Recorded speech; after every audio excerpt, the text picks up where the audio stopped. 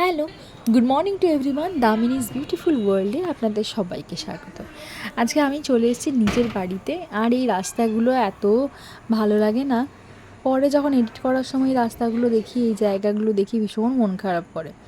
যাই হোক, বাড়িতে এসে না বাবাকে নিয়ে এসেছি চোখের ডক্টরের কাছে।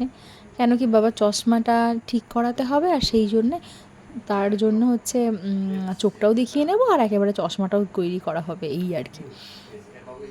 আর তাড়াতাড়ি করে এই সমস্ত কাজগুলো মিটিয়ে এসে তারপরে দেখছি বিশাল রান্নাবান্না হয়ে গেছে বাড়িতে।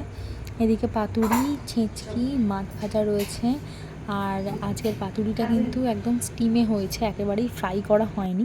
কলা পাতায় মুড়ে স্টিম করে, ওই যে ধোঁয়ার সাথে যে ঝাঁঝটা দারুণ লাগে। আর এদিকে পাবদা মাছ রয়েছে সাজানো হয়ে, তারপরে চিংড়া সাইজগুলো কিন্তু বেশ বড় বড়।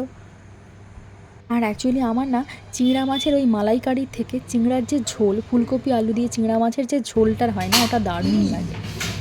তারপরে এই যে ছাদে এসেছি, ছাদে এসে দেখছি ভীষণ সুন্দর একটা টমেটো হয়েছে।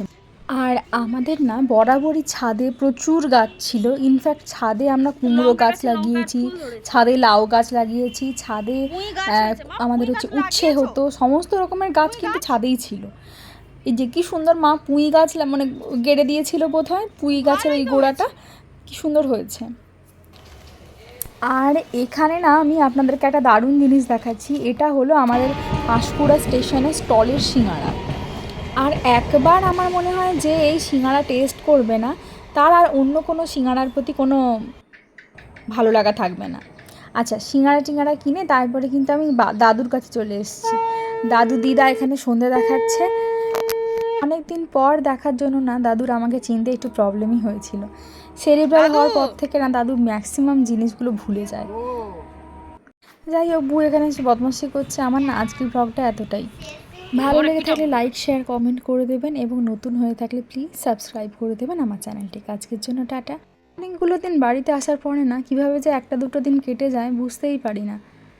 যাই হোক, আপনারাও সবাই ভালো থাকুন, সুস্থ থাকুন।